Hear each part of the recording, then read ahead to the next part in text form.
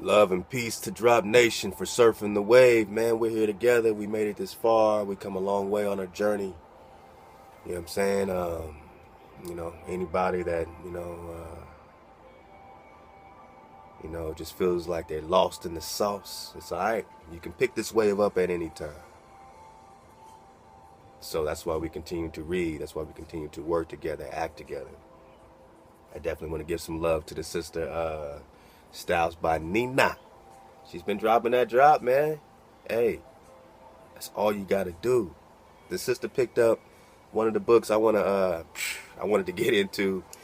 Love to Uno on the Beats. Uno on the Beats sent me this PDF, The Lost Tribes, or the what's it called? Lost Tribes. Y'all know what it is.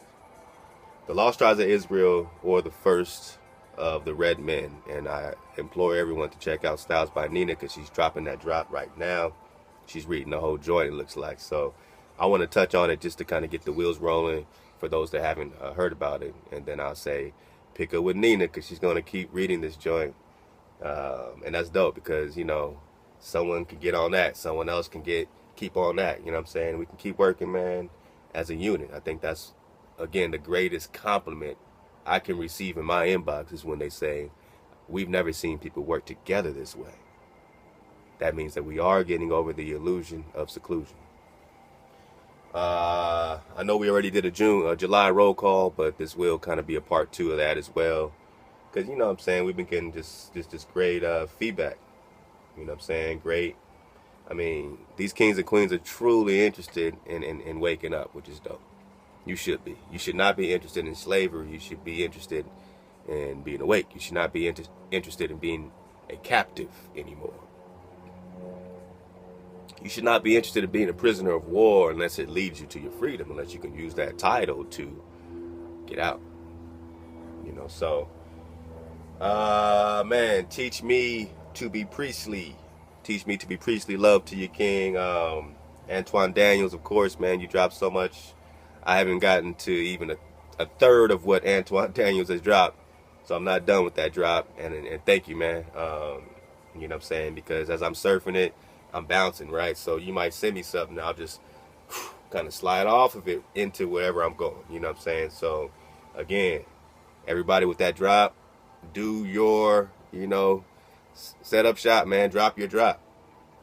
Because if you wait for someone else to drop it, they're not going to drop everything that you might want to drop. Like, you might see something I don't see. You know what I'm saying? So I implore everyone, man. I encourage everyone, man, to do what Styles by Nina is doing, man. Pick up that recording device and just read or just drop your drop. You know what I'm saying? At the same time, some people are just research oriented, man, and that's cool too. So, hey, he's dropping it. We dropping it. You know what I'm saying? I need a research team. Come on, be my research team. Let's go.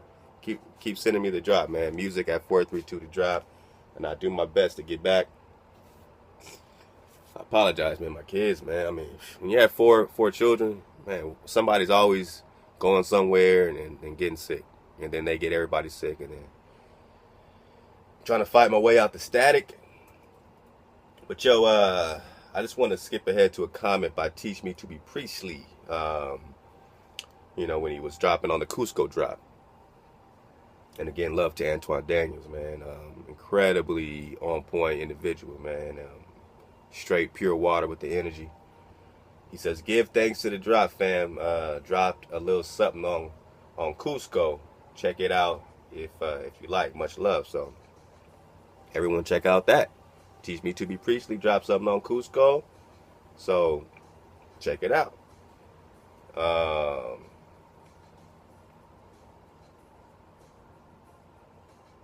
right. And then Antoine Daniels jumped in. He said, we all getting the drop. And then my brother said, teach me to be priestly. Most definitely, brother. Y'all will hear more, from me. Most High willing. A brother contacted me and dropped the Book of Jubilees, chapter 8, verse 19 on me. So we want to read Jubilees, chapter 8. Let's just get the whole thing. He said, I almost went crazy. So check that verse out if y'all haven't already. Brother Antoine Daniels checked it out. He said land inheritance. definitely on point. So let's read it and get what we get out of it. First, let's just get to that verse. He kicks it right here. I'm going to kick it out here. Out this, Sefer. Et Sefer. Sefer means book. All right, so this will be pretty much, you know, the Aleph Thoth. You know what I'm saying? The beginning, the ending, the divine. You know, the beginning and the book of the beginning and ending. The book of the divine, beginning and ending, however you want to translate it. But they tried to keep it to a lot of the sources. Hold up. Hold up. All right, I'm good. So they try to keep it, you know what I'm saying, to, you know, a lot of the Hebrew base, of course, you know what I'm saying. I got my understanding, you know, everyone has their understanding of certain things. My main thing is that as scholarly as they are and putting a lot of the books back in here, there's no way that they can have to drop over the Ruach, you know what I'm saying, over what's happening in us presently, you know what I'm saying. So with certain things that they translated, it was like a, you know, they did their best, you know, to, you know, I don't know what the best is. I don't know these people, but I do know that there's certain, you know, aspects, you know what I'm saying, that us coming to life right now, there has to be a separation between the knowledge or the wisdom that we're gaining and the knowledge and the wisdom that we're getting out of places at this point. You know what I'm saying? A lot of stuff is coming back to life.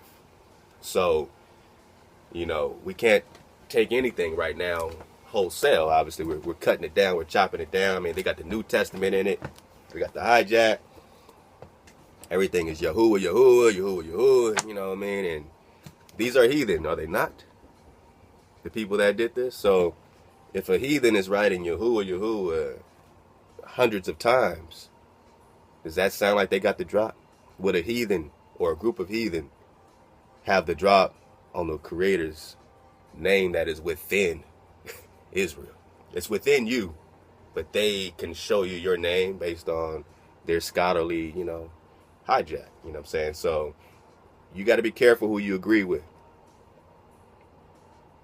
If the popular thing is to write Yahuwah 1,000 times, you know, is that the road most traveled or least traveled? We feel like it's least traveled automatically because, you know, hey, you know, at least I'm not saying Christ. At least I'm not saying this. That's what most people are doing. But you have to keep understanding the separation. You know what I'm saying? You're still saying the same thing. You're bringing in hijacks, you're still saying the same thing. Until you separate your mentality, until you separate your perspective. But a lot of us still have the same perspective of history, the same perspective of, you know, what they're teaching us, and we're not using common sense.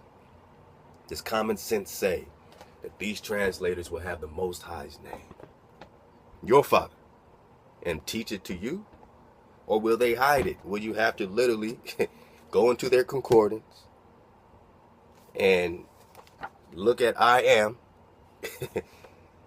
and research Haya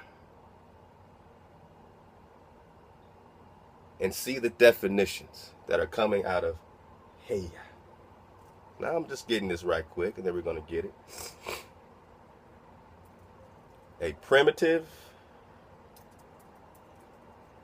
root word.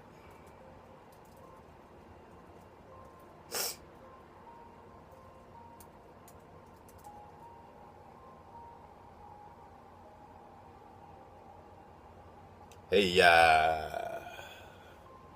let's just check it out because we try to teach. You know, I don't want to just be talking about it.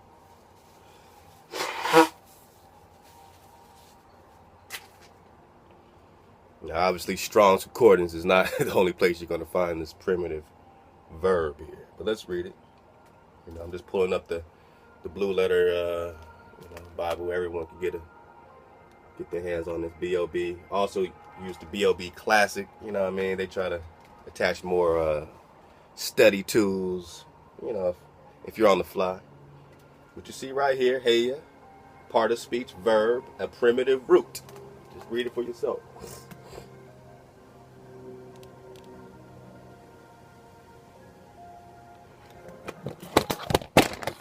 Oh. Furniture moving. Why y'all hating on me? Boom. All right. One more time. All right.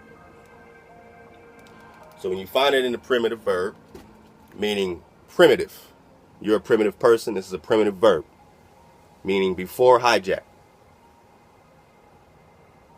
Meaning everyone can research this themselves and say, did this primitive verb exist before a hijack? Hey, hey, hey. Did someone teach you that? When you hear, hey, does that sound like someone's hijacking you? Or is that vibration?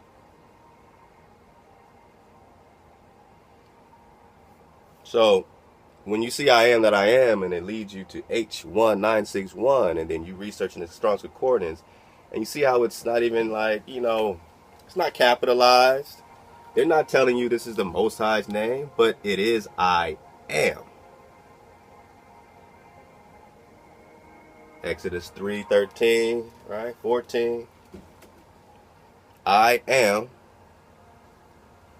has sent you. Please tell them I am has sent you. I am has sent you. I am has sent you. 1961. I am. Hey. No. Yahuwah. Because that's how my elders taught me. Because basically, if I put this with here, and based on this translation, and based on this way of breaking down, you know what I'm saying, this version of Hebrew I'm speaking, you know what I'm saying, it's confusing, it's complicated. I am has sent me. What is I am?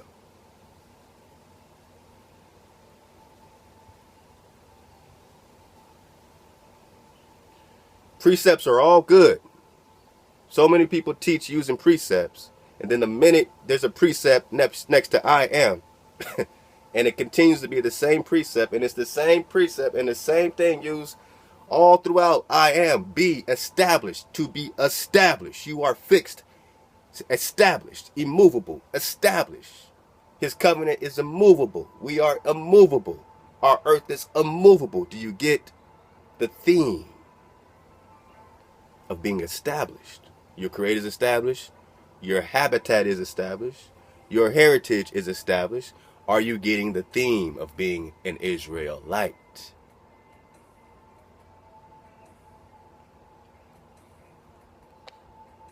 So, all we're doing is using precepts the same way we're taught to use precepts. And even if you decide not to use this precept of this, you can still research the primitive root verb, and what will you get?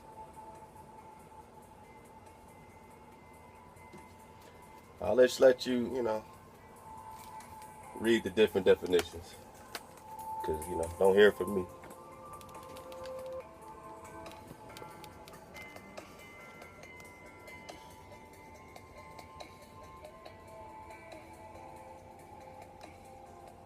To be, become, come to pass, exist, happen. Does this sound like your creator, or does this sound like play? Now show me another primitive verb that has the same root primitive definitions. Yahuwah, I am. Is Yahuwah I am? Is that I am that I am? So by putting that in it, which you cannot confirm that this that is changing the Most High's name. This translation of that is changing the Most High's name, because just in case we're confused. Again, Exodus 3:14 to 15. I am has sent you. It didn't keep saying I am that I am, I am that I am, I am that I am, so I must say I am that I am every time I am that I am. You see the redundancy. I am. Simple. I am. I am. What is I am? Haya. What is Haya? What is Haya? Strong's Concordance, H1961. To be, become, come to pass, happen, fall out. Has the Most High fell out with you? Has he sent the worst of the heathen to fall out with you? Is this not describing you? To fall out, become, to be established. What else? To happen, fall out, occur, take place. No, the Creator doesn't exist. What does he say? I am. I will be. I will become. I will come to pass. I do exist. I am happening. I will fall out and destroy whoever that is not in order. All in a primitive root verb. Hey. You're saying all that in your breath. What else? To come into pass being to arise, to appear, to come. All that in Haya, and we're confused? No. Yahuwah. Where do you feel the vibration? One you're saying with your mind, the other you're saying with your heart. Yahuwah, it must be right because of the diacritic marks. It must be right because of the way I was taught. Hey, I feel it. Hey, to become, to be. What else? To exist, to be in existence, to abide, to remain, to continue. What? Are y'all getting this? Or do I gotta throw this off the balcony?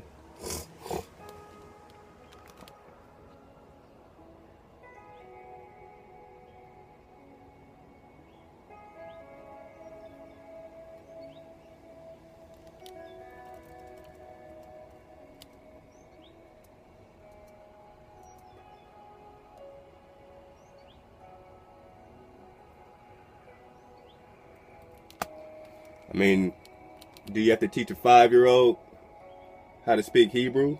Or can you just teach him that the Most High exists? He is happening. He is coming. Read it and feel the vibration of your Creator. Hey, ya.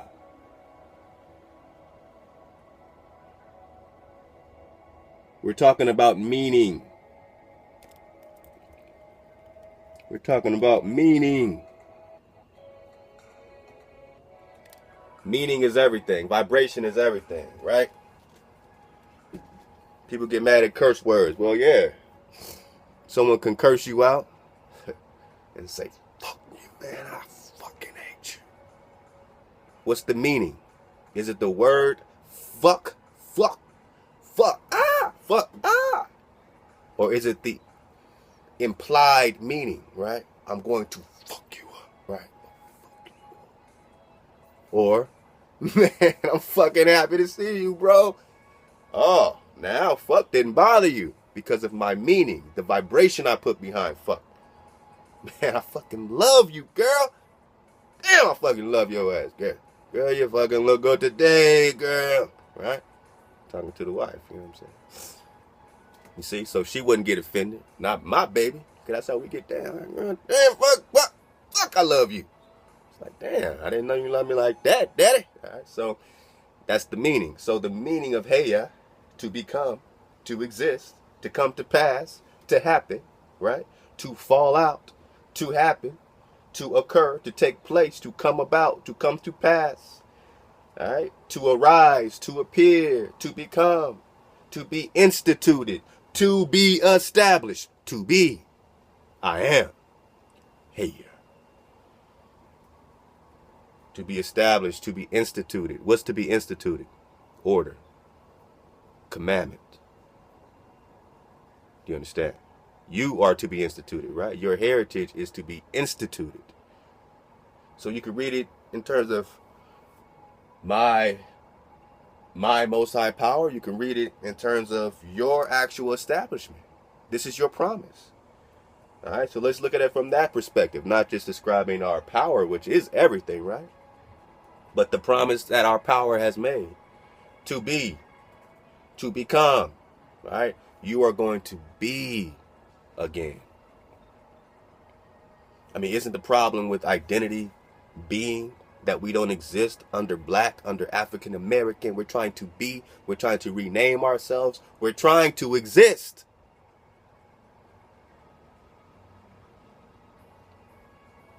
We are attempting to exist again. That's all we're doing. You know what I'm saying? This is our attempt to exist again. This is our attempt to happen again. This is our attempt to avoid the falling out that we know is coming. This is our attempt to take place again. This is our exist to come about, to come to pass as a nation again.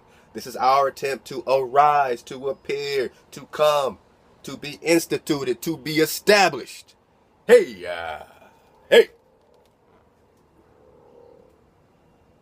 Don't play with meaning.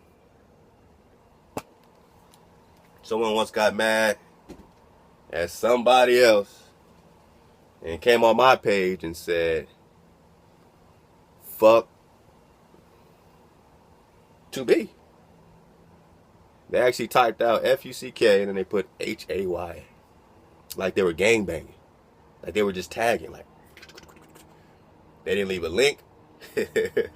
Someone else once came and said, here's a link to a Mesopotamian god named Haya. Here's a link to a primitive root verb. Primitive root verb. I raise your Mesopotamian god a primitive root verb. What came first, the primitive root verb or this Mesopotamian god? Do we not understand how people hijack other people's frequencies? How these councils take their, whole array of gods and start adding gods to them based on who they capture. Oh, I'll take your god. Oh, I heard somebody named Haya. We want to add that to our pantheon. We know how these pantheons work, so don't bring us links talking about Mesopotamian gods when we are showing you primitive verbs. This is language. This is not some abstract meaning of, did you know where Haya came from? It was a primitive, it was a Mesopotamian god. Oh, and then it became a primitive Hebrew verb named after the Mesopotamian. What came first, the chicken or the egg? All right, so common sense. If you come out here with common sense, you're not, you ain't gonna get far. Not publicly. I will drop you off. All right, I'm okay. I'm just gonna fight through it. I was about to just man, I'm sorry, I got my backpack up here. I was doing some stuff. So I was gonna just lay low today. Take care of some stuff later, but I said, man, let me just drop this drop, man. Whatever.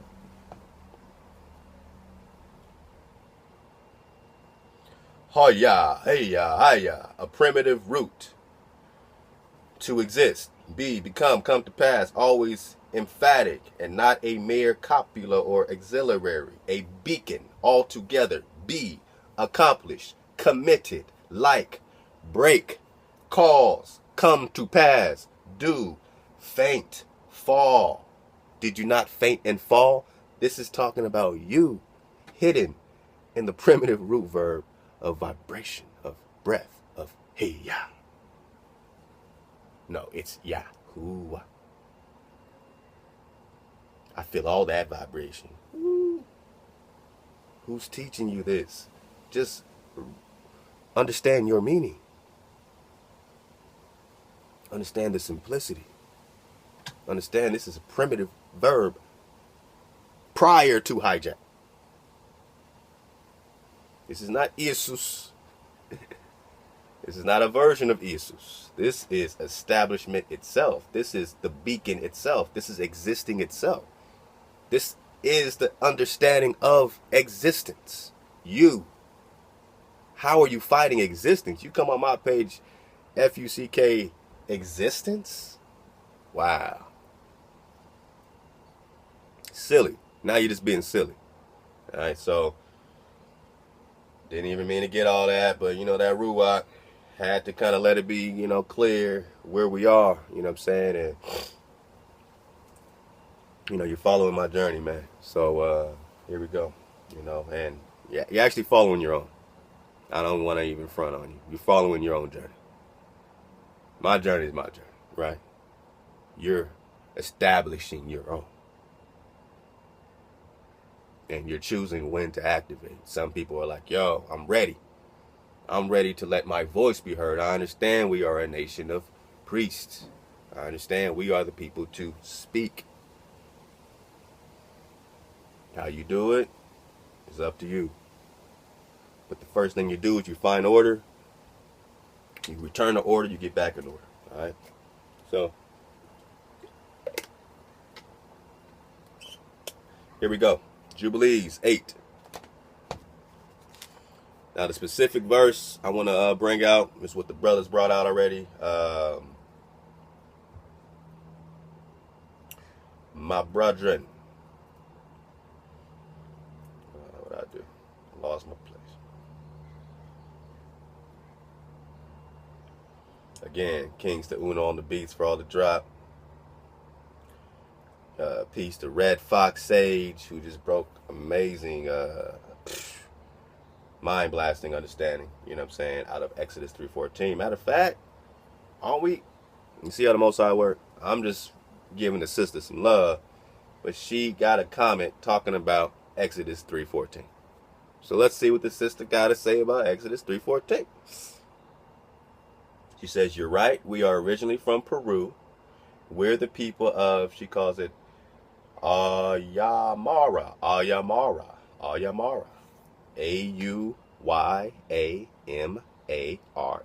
Somebody look it up. All right.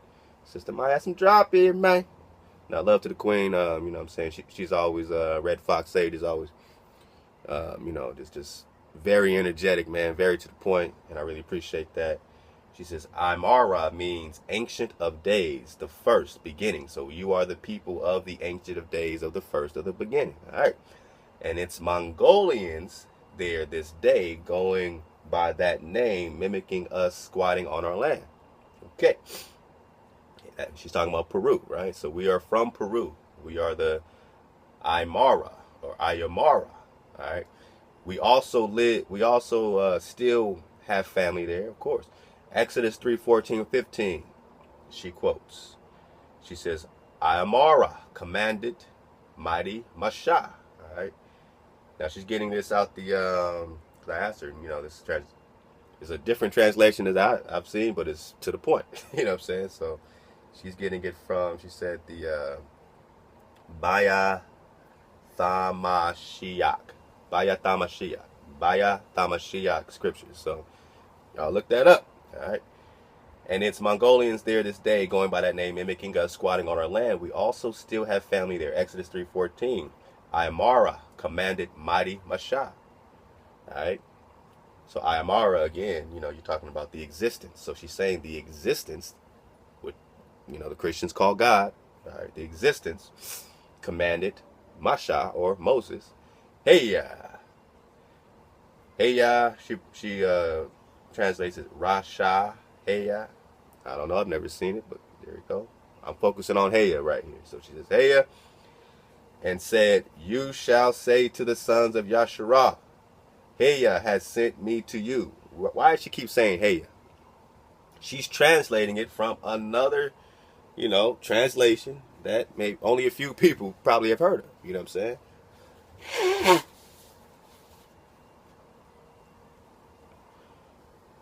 So she's not getting it from this and these precepts of this and these precepts of this. This is coming back. This is coming up. This is coming up from the soil for her, right? So, all right. Ayamara, existence, commanded mighty Masha, Mashaa, or Moshe, or Moses, you know, Mazak, all these things. Moshe, Moses, Haya. And said, you shall say to the sons of Yasharah, Haya has sent me to you. Amara, revealed to mighty Masha. Moses, you shall say to the sons of Yasharah, Heyau. Heyau.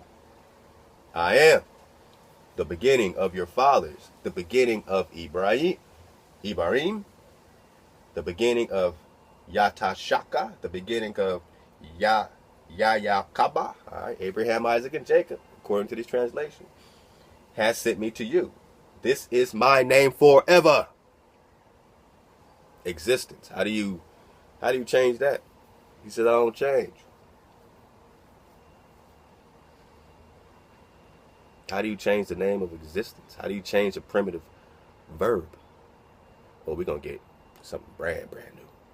I mean, you might get a higher frequency of it, but it's still Haya. It might be Haya in another frequency of tongue, however you want to say it, but, it's Haya. It's existence. It is establishment. Right? It is institution of order, right? Without that, you got chaos. You got what's happening in our streets. You got our people talking about, man, we're going to open carry here. We're going to open carry. They're combining all these movements into one. Black Lives Matter, open carry, boom, boom, boom. It's all coming into it, right? And you have to choose action. Activating doesn't mean starting a YouTube channel.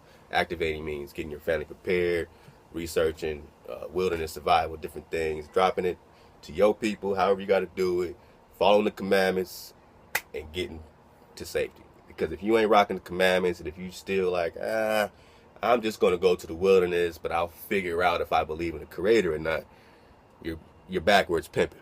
Because you're going to the Creator's creation to figure out if you believe in the Creator and if you should follow the Creator. If you're not choosing to follow the Creator first, then going and saying, thank you, Creator, for creating this environment to heal me, then you're backwards pimping. Now you're going out there doing your own thing in chaos, and the wilderness will not accept you that way, eventually. So, meditate, do what you got to do to remove yourself of these hijacks, remove yourself of mistranslations, right? And just get the babies out. Can't be so excited, like, oh, look what somebody done did. Yahuwah, Yahuwah, Yahuwah, Yahuwah.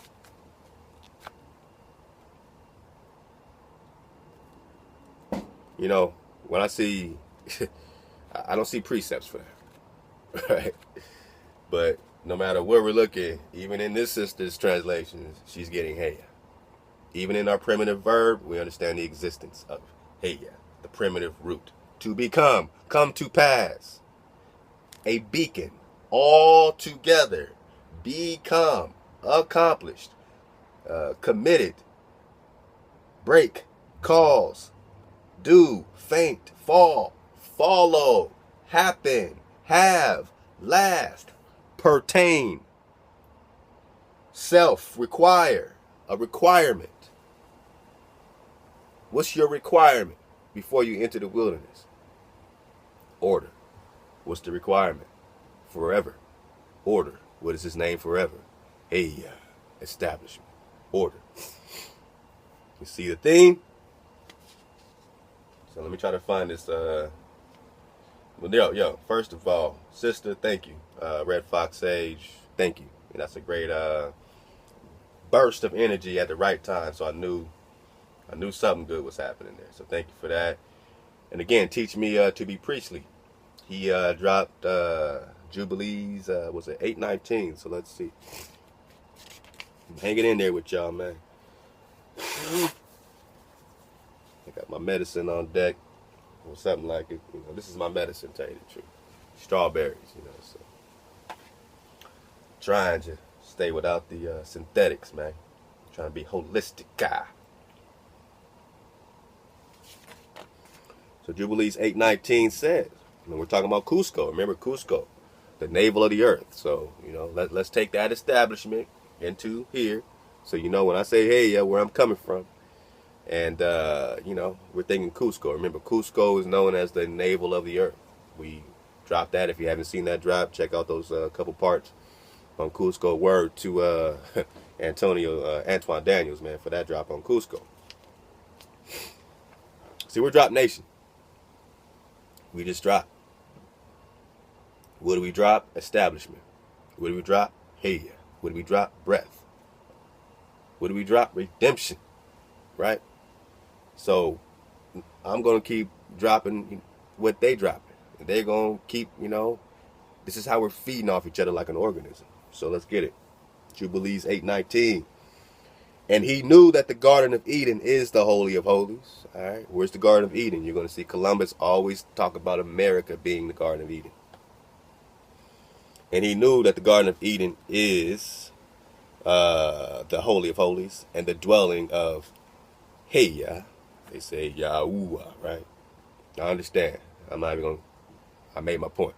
So when you hear Haya, you understand the primitive verb. Establishment. The dwelling of establishment, the dwelling of Haya. And he knew that the Garden of Eden is the Holy of Holies and the dwelling of Haya, and Mount Sinai, the center of the desert, and Mount Tsiyon, the center of the navel of the earth. Now, separately, you'll see the video on Cuzco, navel of the earth. That's what the primitive people call Cuzco. That was the capital of the Inca Empire. That was the capital of the kingdom. That's what they brought down with the dumb Diversas in 1452. And in 1432, 20 years earlier, you got Pacacutec, who was the emperor, the super Inca emperor, you know what I'm saying, of Cuzco. Machu Picchu was his kick-it zone. That was just his estate, Machu Picchu. And that was in 1432. So when they say we brought down your kingdoms, we're going to get that. Let's get this first. So I'll say it again. And he knew that the Garden of Eden is the Holy of Holies and the dwelling of Haya. And Mount Sinai is the center of the desert. And Mount Tsiyon, the center of the navel of the earth. These three were created as holy places facing each other. These three were created as holy places facing each other. So, would it make sense that one is in the Middle East, one is over here, and they're just holy places from way afar facing each other? Or are they in the same area facing each other? Garden of Eden, Mount Sinai, Mount Tsiyon. Is all that in America? Is all that in the same South America? Is all that in the same vicinity, right? So that was amazing that the brother brought that out with this again. In Mount Tsiyon, the center of the navel of the earth. These three were created as holy places facing each other.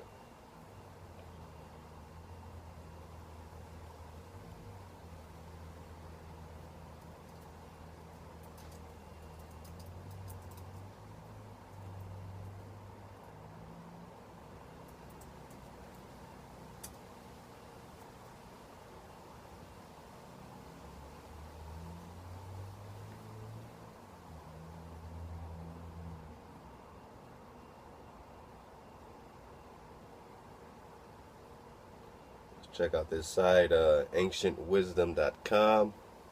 I just pulled it up to get some validation on what we're talking about. Earth navels. The term earth navel was applied to several sacred locations from the ancient world. Generally, these sites were credited with the title following their development into a sacred or special place such as Delphi or Jerusalem. But in certain cases, the original name of the site contained a translation of the word navel. It appears then that certain sites were given this status during construction. The ancient Peruvian capital, Cuzco, for example, literally means navel, and it acted as such to the Inca Empire during its great expansion. The mythology of Cuzco recalls that the city was located by the children of the sun. Okay, here we go. From Tiahuanaco, according to pre-designed rituals. So we know that when these explorers came, they knew these people were Hebrew. They knew that they were Indians. Their quandary as Christian, missionaries or mercenaries was, how are they going to convert these Indians when they're finding out these Indians are Jews or the Creator's seed, children of the sun? No, children of Haya. That's your hijack right there.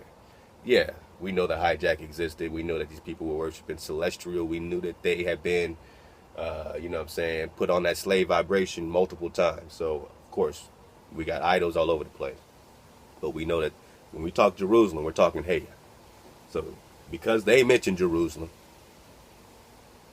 then they mention Cuzco in the same paragraph as we're talking about the earth navel. Then we read right here in Jubilees 18:19, courtesy of my man, Teach Me to Be Priestly. And he says, and he knew that the Garden of Eden is the Holy of Holies and the dwelling of Haya, and Mount Sinai, the center of the desert, and Mount Zion, the center of the navel of the earth. These three were created as holy places facing each other. This is Jubilees 18. The term earth navel was applied to several sacred locations from the ancient world, but let's see what they focused on to get the babies. Generally, these sites were credited to the title following their development into the sacred or special place, such as Delphi or Jerusalem. Hold that. They're saying it. Jerusalem. But in certain cases, now we're going to get specific about Cuzco, right?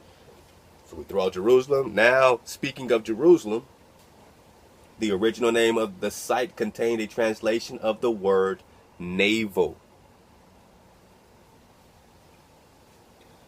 And Mount Zion, the center of the navel of the earth. The center of the navel of the earth. The original name of the site contained a translation of the word navel. It appears then that certain sites were given this status during construction. The ancient Peruvian capital Cuzco, Jerusalem,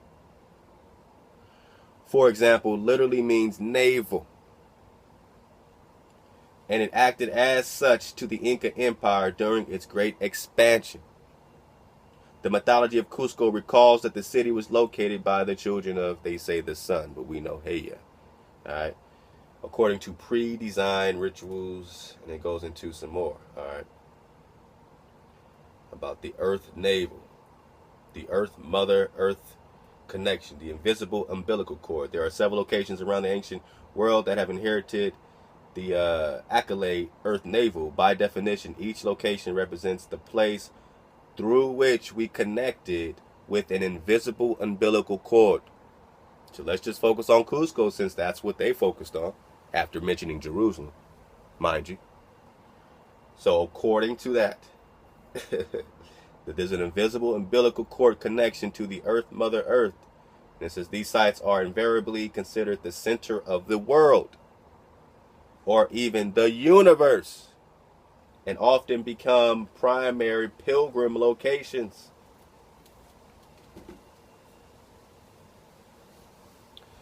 Did pilgrims come to America? I'll wait. Woo. I feel better and better. The more truth I get, I'm coming back to life, man. Can I eat a strawberry on y'all? Would y'all trip for that? I don't know. I'm a good eater, trust me. All right, so listen.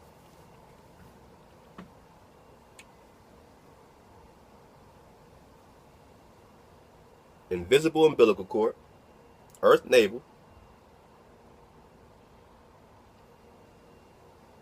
or even the center of the universe. So Cuzco, the navel of the earth, has an invisible umbilical cord, and it's the center of the universe. So when the Most High designed, however he, designed the heavens above, waters below, Cuzco is dead center. All right. It's the birthplace. It's the umbilical cord. South America, remember, America is just like we dropped, came out of the primordial waters prior to what they're calling the old world. Africa, Assyria, Europe, and Asia came after. This popped up first, which is why everything is older here. Why this is the old world, and you just have been hijacked to thinking that you're in some new version because these new people came to your land and it's new to them, and they told you it's new so that you can think that the old world was there, so that they can jack your heritage and hijack everything about you. But that's some dope drop on Cuzco, so love to the king. Y'all keep reading into that. Jubilees 18. We are going to move to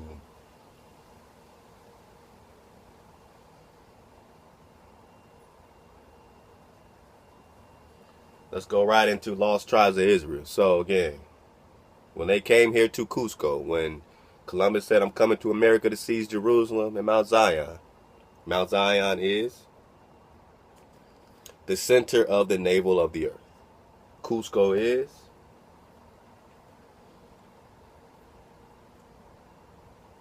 the invisible umbilical cord, the center of the universe, the navel of the earth. Jerusalem, a part of it. All right. So, this is very interesting. This is for my man Lex.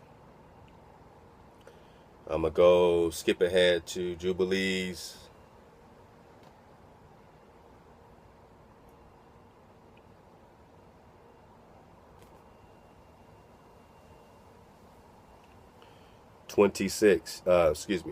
Jubilees 18. I'm bugging. Jubilees chapter 8. Jubilees chapter 8 is what I'm reading. And I'm going to verse 25. Let's make it 24. And this is the land which came forth for Cham. This big book is translating all this stuff to the original names. Now I'm going to read this and then I'm going to go back. But I know Lex Will's eyes just popped out. Because in the Sefer, they don't translate it to Ham. Like you said, Ham is a hijack. It's Cham. Not Ham or Ham. Cham. This is Genghis Khan and them.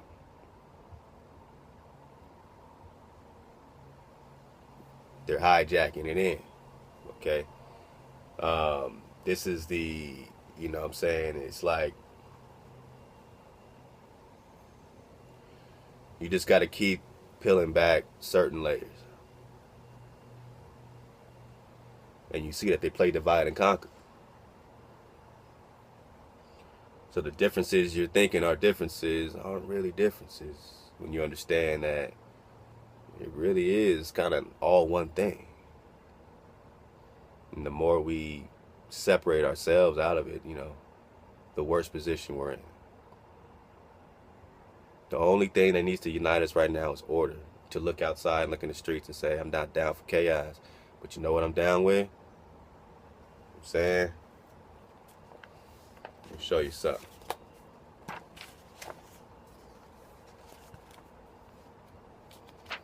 Let's just go right back to Exodus.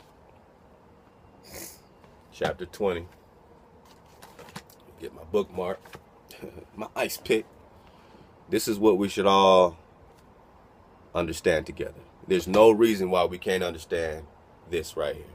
There's no reason, no matter what you've been taught or how you've been hijacked, or what you want to call establishment, or what you want to call existence.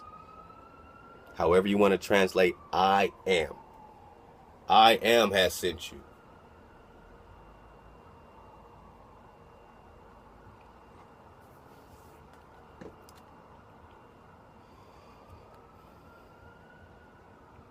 This is what we should agree on. No matter what religion you are, no matter where you live, no matter what color you are. If you want to be down with a community,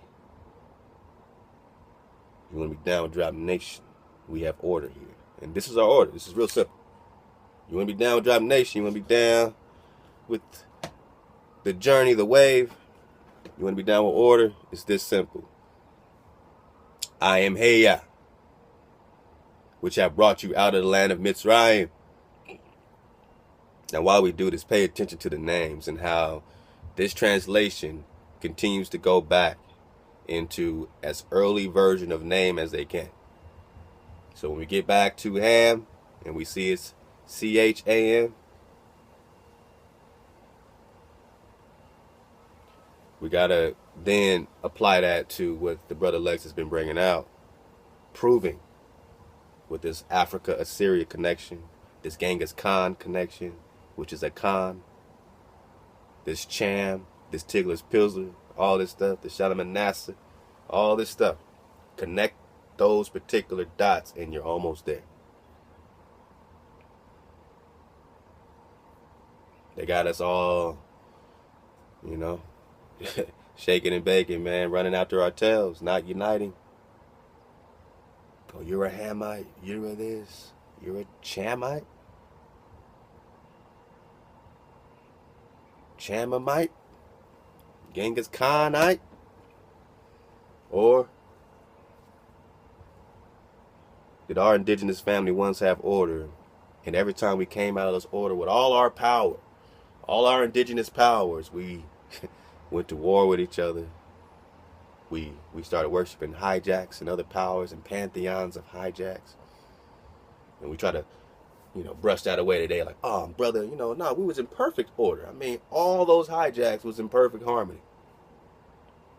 That's why each Nesut had to come with his own and say, nope, this is the one I rock with.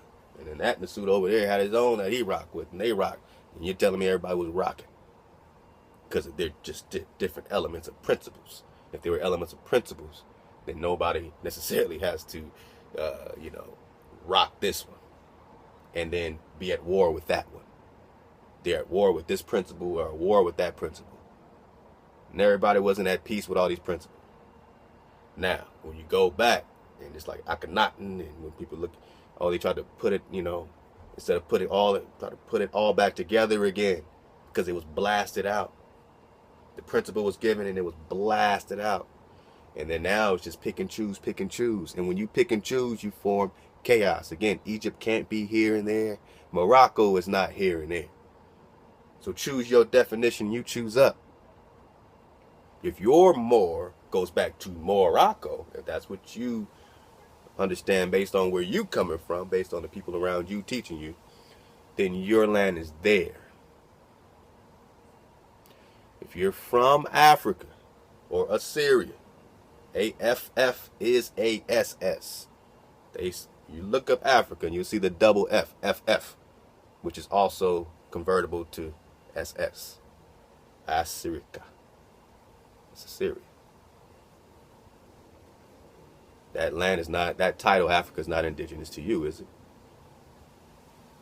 So they're spelling AFF, which is, those F's are also S's. That's Assyria. You come from Assyria. If you do, cool. Then you have no inheritance here. You can't have an inheritance on two different sides of the world. If that's one world order, that's never cool, right? The only person that can have a one world situation is that who created all of it. Now, this creator has rule. And if you're going to rock in the kingdom, separate yourself from religion and just meditate on these principles, right? We like principles. You all want to worship principles and pantheons and principles of yourself. So you can pick and choose. Well, I'm working on this principle of myself, and this is my principle.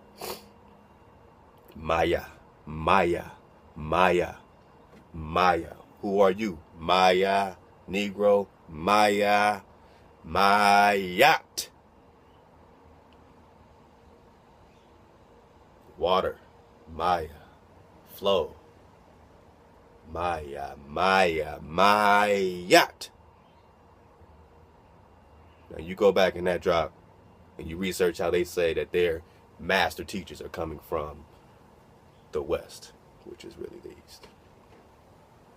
Again, we're in the East. California is East Coast. They flipped the map. So their master teachers were really coming from the East. But according to those translations, they're saying, so we understand that their master teachers are coming from the West. And you see the Maya teaching them. Because the Maya is older than them. Because the Maya's pyramids are older than the pyramids in Kemet. So who's teaching who? It's common sense. What came first, the chicken or the egg? What land popped up first? You research it. In the primordial waters, what came first, the chicken or the egg? Who are you? Maya. Maya, Maya. Right? Number one, I am Haya. Which have, I'm not even going to number one this thing. I'm not even going to number one this thing. Just vibrate. Haya, which have brought you out of the land of Mitzrayim, which is bondage, out of the house of bondage. You shall have no other Elohim before me. You shall have no other power before me. No other pantheon of powers, not even the ones that can be mistaken for powers. If these principles can be mistaken for powers, then none of them should be before me, your creator. If this Horus, this Isis, or a Set, all that, if any of that stuff hijacks, if Athena or Zeus or Ra or Tahuti, if any of that is hijacking the creator that has established your fixed system that you cannot get out of, you are in the consciousness of someone. Once you realize you're conscious, you're not conscious on your own. That doesn't exist. So your consciousness belongs to a flow, a breath, an establishment of consciousness. So whose conscious are you in? Since you realize how the power of thought and all these things, right? Now you are functioning in a consciousness. But these masters, right? These degrees of people, they are functioning on their hijacked grid. They're functioning on the grid of the pyramids. They're functioning on the grid of the celestial, the grid of the underworld, underneath your firmament, underneath the separation. They go as high as they can till they get to the separation, and they can't go above that white light, right? That vibration. So we got our master teachers now calling themselves, our scholars, our elders, and all they're doing is going to the celestial. And when you ask them about the creator, oh, well, that's just parts of yourself and yourself. You didn't create anything. You are lucky to be alive, and you'll be lucky to survive.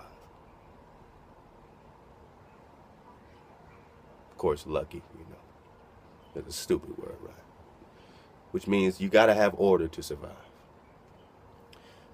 But are we saying a lot? I mean, what's order here? I am Haya. I brought you out of bondage, so don't put no other power before me. You understand? Can we all take a step ahead and say that the creator that created this system that has the sun and the moon and the stars fixed inside of a system that's revolving like a chandelier above you, because everything's about you, does it make sense that this creator, who is tribal, who does take sides, he takes the sides of order, his law that we're taught is done away with in our hijack, and he says, no other power before me. Can we all take a step together? Okay, if you say no, I gotta be hijacked, then you're dropped off. All right, so most of us have taken that step. Let's go again.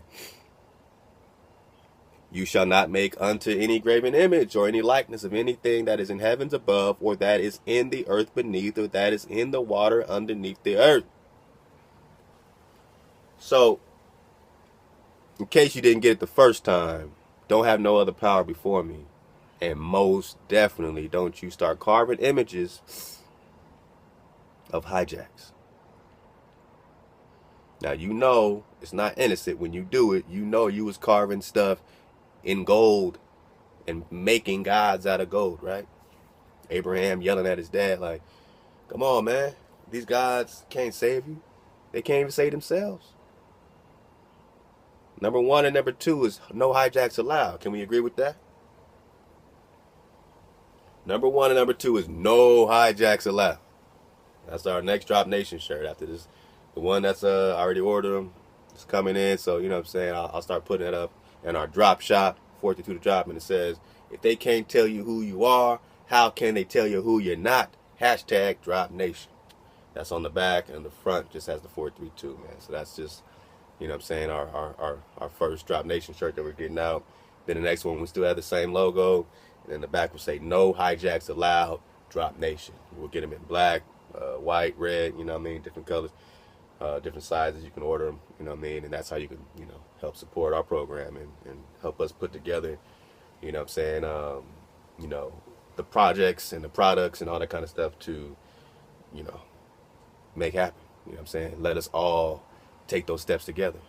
What we're trying to do is support Lex Will's GoFundMe, number one. Proceeds of that is going towards his GoFundMe directly. You know what I'm saying, we're trying to get the word out, we're trying to, whatever is catchy, whatever people are repeating, we put on a shirt, we get out. You know what I'm saying? So You don't know what else to do, get some shirts and give them out to people. And that will help us solidify what we're doing to be able to put more doper projects. We got all kinds of things that we want to do for frequency, tuning your music, tuning your TV. We're trying to tune everything to 432. We're working on patents. We're doing all that stuff behind the scene.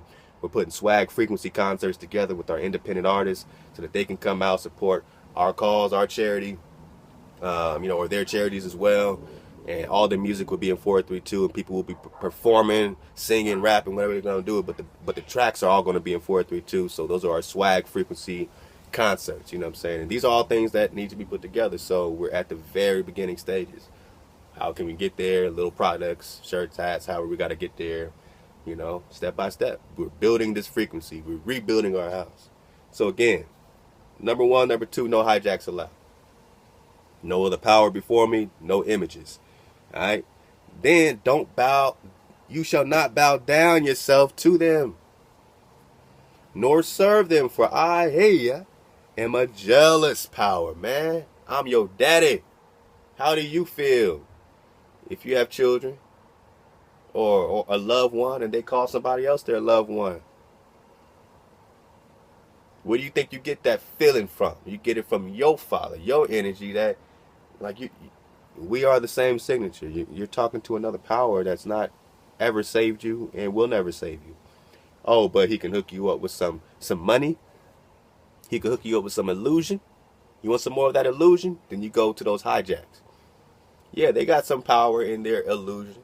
And you can live that illusion and get a bunch of paper and money and plastic and feel like you balling. And forgot the fact that they took all your gold. Because you got paper and plastic now, but your gold is gone. But you balling. You have no wealth. They'll take your wealth like that. They keep doing it, man. They do it to all of us, eventually. Rule number one, number two, no hijack, no images. Don't bow yourself down to these hijacks. So the first three are just about no hijacks allowed. So that shirt on the back, no hijacks allowed, is really breaking down the first three commandments right up on you. Number four, you already know. Keep your day holy. Keep your day separate. Keep it pure. Meditate. Vibrate. In the Book of Jubilees, it breaks down how only the two highest orders of angelic powers are even able to keep your day. And it was given to you as a gift, and you ignore it. That's number four. Can we all keep a day to vibrate together as a community, to have unity once a week, not on the Babylonian day, but on our own day? Can we do our own thing? Are we still together? Our first three are no hijacks. Can we all say no hijacks? Let's go. No hijack. All right, number four is have our own day, our own time to meditate above the firmament. Can we do that together? Can we step together with that? Oh no, the Sabbath is just a shadow of things. Yeah, that means it's just the beginning.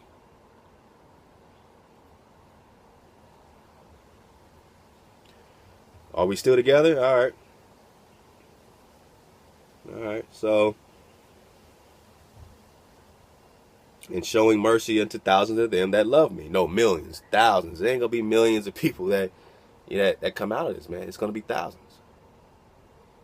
I don't know how else to tell you.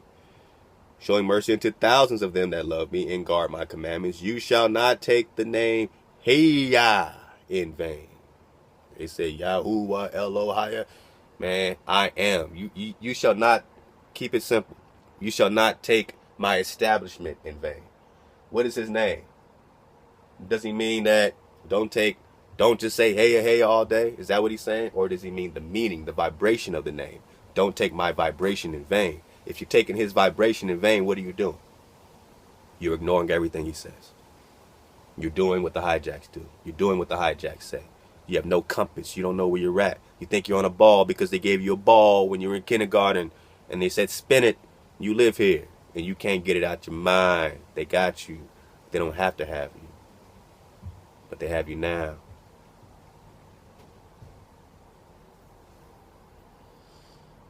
Don't take my name in vain. What is he saying? What's his name? What's the vibration? To exist. Don't take existence in vain. No, don't say God. Don't say Lord. Don't say Jesus in vain. You hypocrites. You guys are abstract hypocrites, man. Hypocrites. These people say all these commandments are done away with, man. You know how many times I've had to hear that?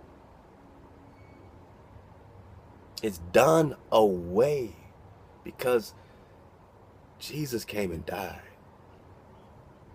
He was crucified. Weren't you crucified? Aren't we reading about your crucifixion over and over again? Your babies being ripped apart, being thrown in frying pans. They used to pick our babies up by their feet and just throw them against walls and bash their heads. What's worse? Seeing your baby get torn to pieces, ripped apart, one soldier holding one arm, one holding, and then ripping your baby 1 and 2 years apart? Or what Jesus went through? What's worse? Being chopped up and eaten by these pilgrims that are coming for a pilgrimage to Jerusalem, Cuzco, Peru, America. They came to a pilgrimage, but they came for war, according to the 1452 Diversas, which we're going to get back into. So when you say don't take the Most High's name in vain, we're saying don't take establishment in vain. Don't take the entire establishment in vain, because if you do, you forget your place in it. You forget your heritage. You have no heritage. You cut yourself off because you take it in vain. You take his existence in vain. You take your existence in vain because you only exist because of your power. So you've cut yourself off. Are we walking together? Verse 3, no hijacks allowed, right? I'm the Most High that brought you out of bondage. Have no other power before me. Don't make no graven image. Don't bow down to these graven images. Keep a day that we meditate and vibrate together as a community. All right? Then, don't take my existence in vain. Don't take your existence in vain. Don't take your establishment, my commandments in vain. Remember, all right? Okay, so I was going back. So yeah, keep the day separate. Now, look how deep it goes into the Sabbath. 6 days shall you labor and do your work, but the seventh day is the Shabbat of Haya. In it you shall do no work, you nor your son. Relax, man. That day should feel different. It should feel restful. It's hard. We do it all the time. Me and my wife, every time, I'm like, babe, relax. And she's like, babe, relax. And we all try to, because it's hard. But even if you can do it, man, if you're 15% with it, let's say 15% out of that day you really did relax. Well, guess what? That's 15% of rejuvenation that you wouldn't have had. You've tuned yourself back up above the firmament again. You're ready for your week now. Your week starts on Sunday. You don't worship on Sunday. That's the first day of the week. Only Babylonians worship on the first day of the week. Yes, your Christianity is Babylonian. That cross. Pay attention. They weren't all like this. They were crossed. These are Babylonian crosses. That's the crossing. It's all vibration. So nobody works. All right. 4 and 6 days, Haya made the heavens and the earth, the sea, and all that is, and rested the seventh day. Wherefore Haya blessed the day of the Shabbat and hallowed it. All right. Now, are we together? We can keep that day. We can meditate. We can have no hijacks. Are we still walking together?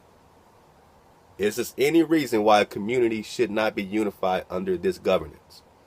Separate from anything you've been taught, let's just act like we're just hearing these principles for the first time. For the first time, we all came together. We're in the wilderness right now. No matter what you've ever believed, no matter who you think you are, no matter what color, where you came from, Gentile or Jew. And we say, look, there's only one creator. He brought us out of bondage.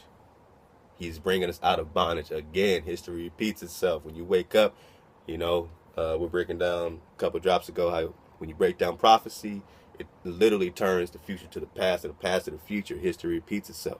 When you understand who you are and your place in it, history, all right? So then the future becomes your past becomes your future. You're literally making another Exodus. And what does he say about this time around? We're not going to be talking about Egypt anymore. He said now this Exodus that we're going to make this time is going to, we will then be saying, man, you're the Most High that brought us out of this bondage.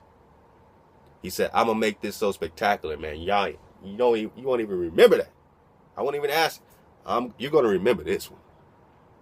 Oh, you're going to remember this Exodus. Doesn't it always get better and better? Why would it be, some weaker version, right? It can only be better. You can only be a better version of your ancestors once you're in order, right? My son could only be a better version of me in order. So your ancestors, as powerful as they were, as dope as they were, all the covenants with them, we can only be better versions when we're in order. We could only have been tuned up from them, or else we wouldn't have gone out of tune. So the order that's coming with us has to be on a higher vibration than even they were on. You don't understand your importance. You have to choose up. You have to fulfill this. You got to go within and fulfill the things you need to let go of. Let go so we can let go. Honor your father, your mother. Should that not be in our community? So far we got our rules. No hijacks. We're not going to make no graven images, because those are just a way of worshiping these powers. No other power. We're not bowing down to any images. All right. We're keeping the day separate so that we can vibrate as a community with no hijacks allowed. Then we're honoring our mothers and fathers. Is that a community you want to be a part of? Do you feel safe there where the commandment is to honor, for your children to have honor towards you and for you to have honor towards your elders? Is that an honorable community? No hijacks allowed. The creator who brought you out of bondage, the creator who created this particular system for you as a playground, but is yours in order. Not in order, it gets taken away. It gets hijacked. Your gold gets taken. Your children get destroyed. In order, have a good time. All I ask is that you don't put any other hijacks before me, or don't even make images of them. Don't bow down to anything above or below. I'm your creator. Can we all rock on that? Can we all start our community like that? Can we keep our day? Can we have a day together? Can we honor our father and mother? Are you walking away yet? Or are you saying, man, that sounds like a good thing? That doesn't sound religious at all. They just religified it. They just took concrete and turned it into religion. But then they couldn't even play with these commandments. They said, man, that's done away with. But the interesting thing is that this guy Iesus that they're talking about, Jesus, never says that. For he says not one tittle or title will be taken out of the law of the prophets. He said, I didn't come to take nothing away from what they said. Then it goes into, oh, these are the two greatest commandments and all this kind of stuff. But before that, I didn't come to take nothing away. Christian, all that is gone. Jesus said, I only came for Israel. I only came for Israel.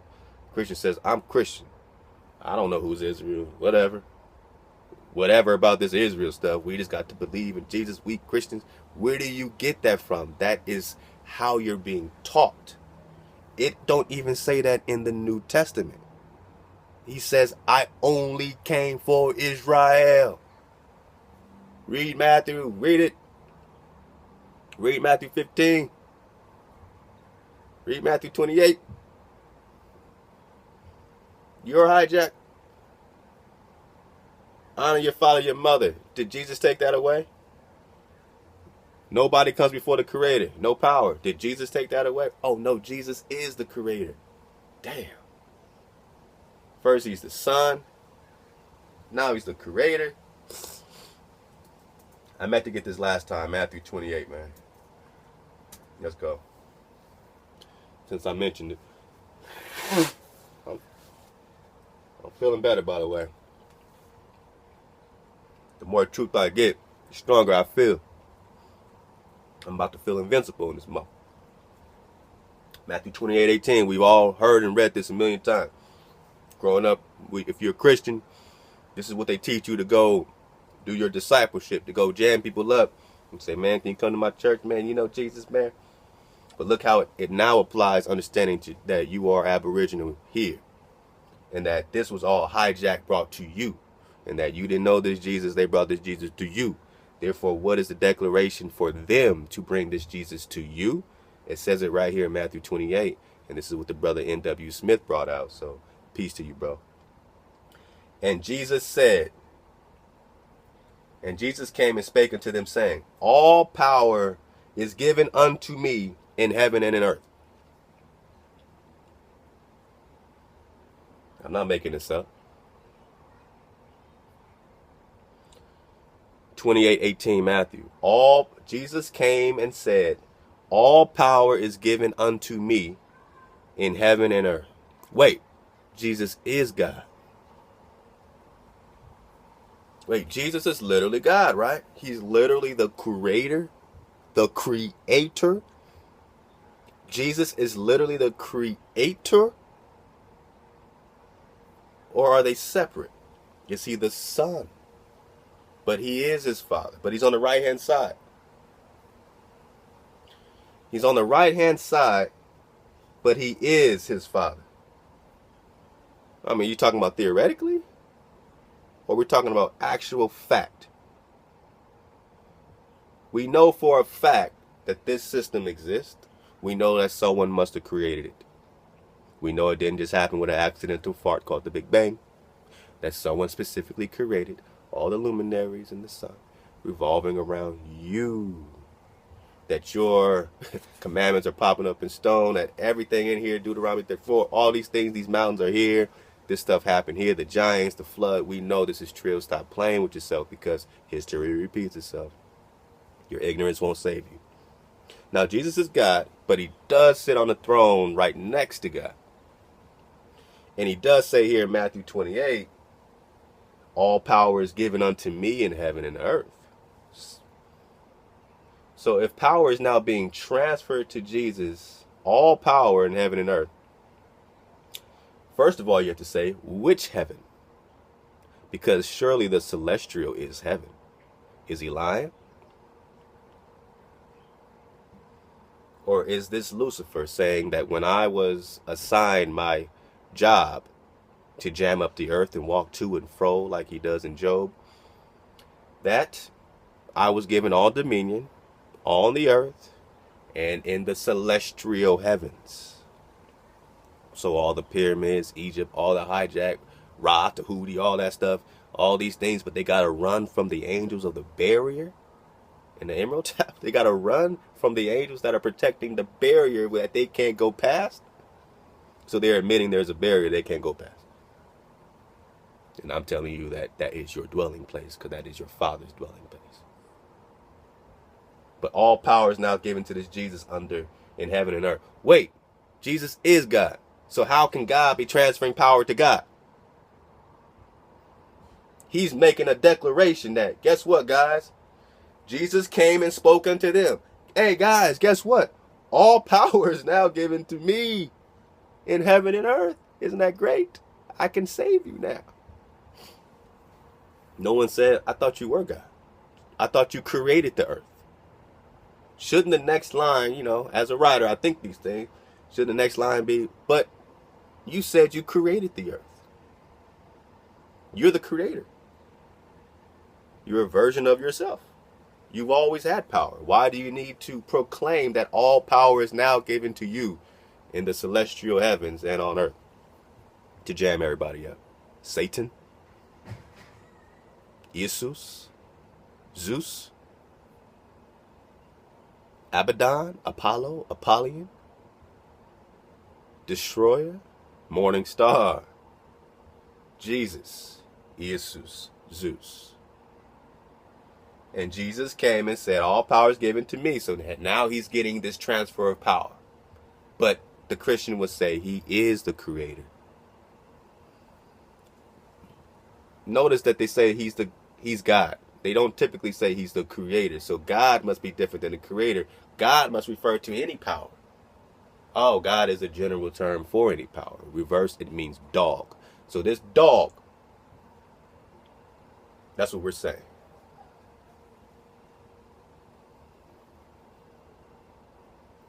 And there's a whole nation of dogs. Yet this power here, he says, man, I only came for Israel. I really only came to jam up Israel until they get back in order. Once they're in order, I have no more dominion over them. So I only came for Israel. Now, here's the declaration from this guy who's now getting all this dominion in heaven and earth.